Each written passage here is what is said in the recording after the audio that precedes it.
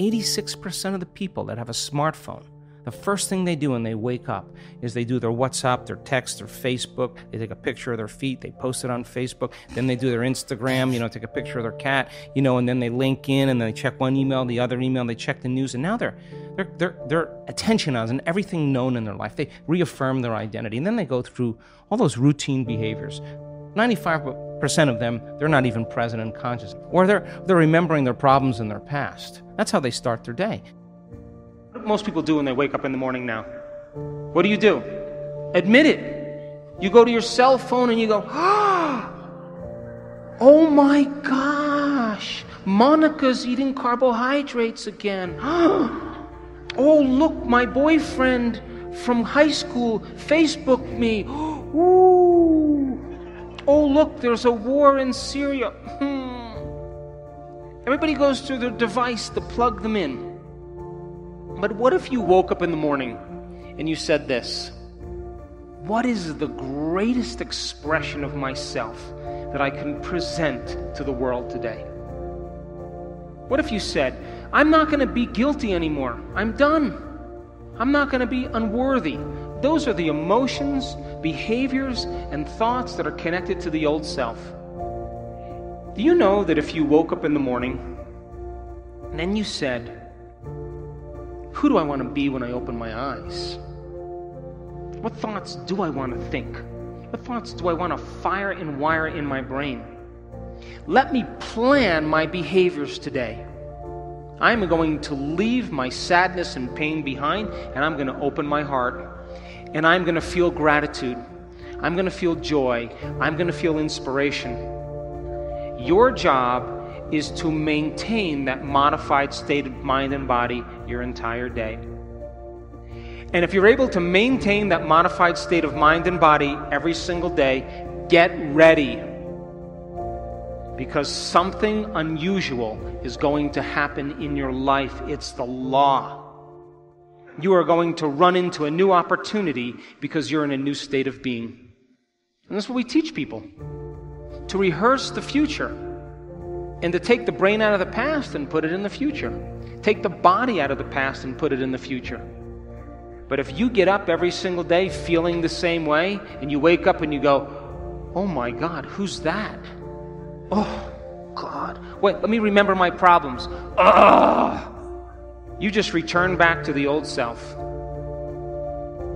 So the act of planning your behaviors, the research shows that as you begin to plan what you're going to do and how you're going to do it, you begin to change your brain to look like the event has already occurred.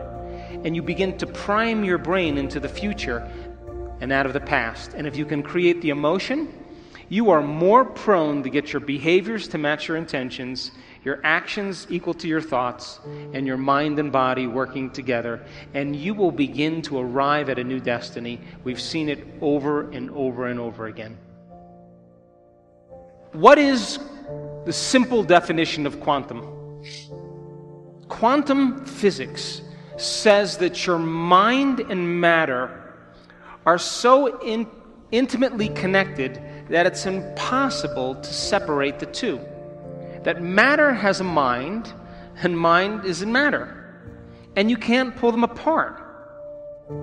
And so in quantum physics, it's amazing because when they started studying the very tiny particles in atoms, like electrons and photons, they expected that those particles would behave like planets rotating around the sun, predictably, but they don't. They respond to mind.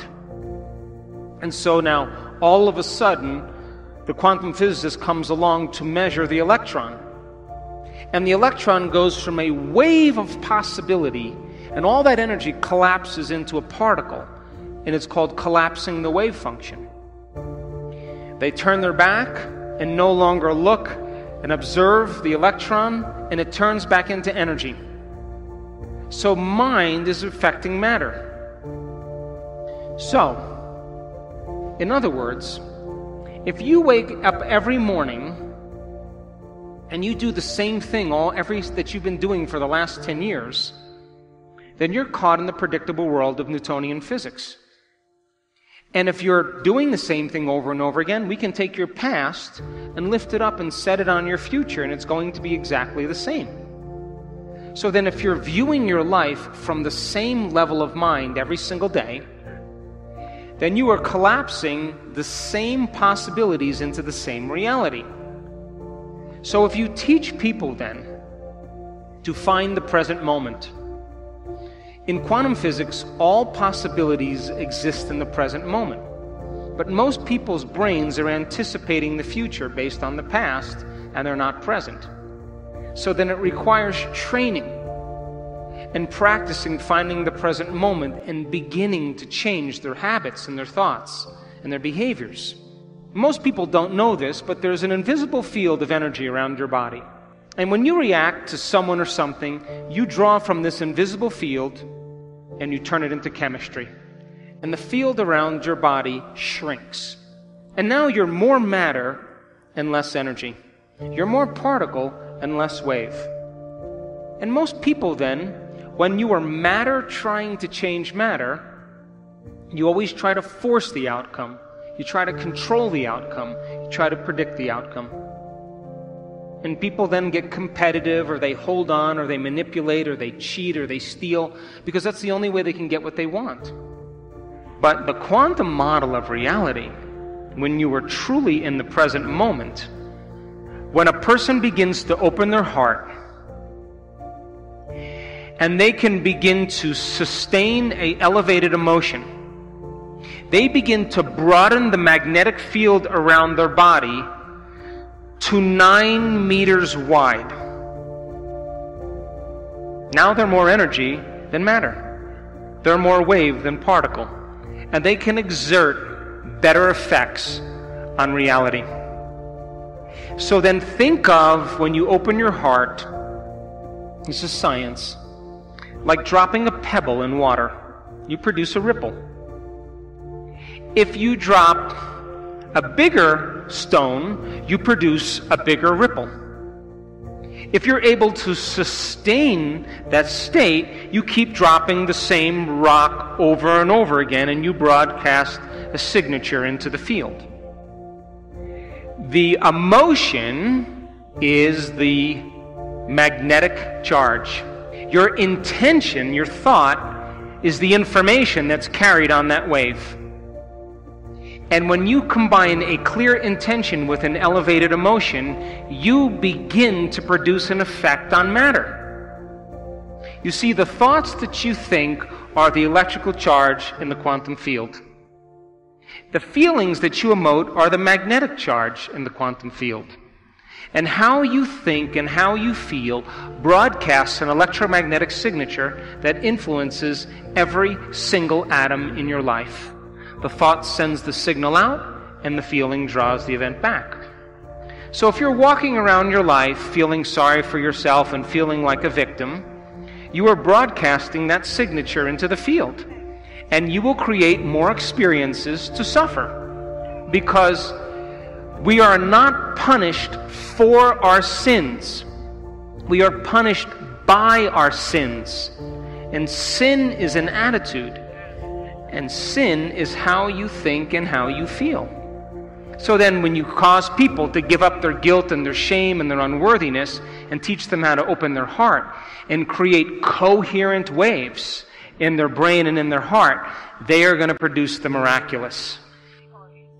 It takes training, and it takes practice, and it takes learning new information and deprogramming ourselves into believing that we're limited.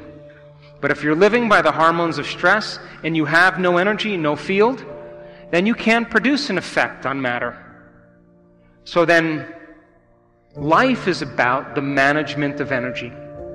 And where you place your attention is where you place your energy.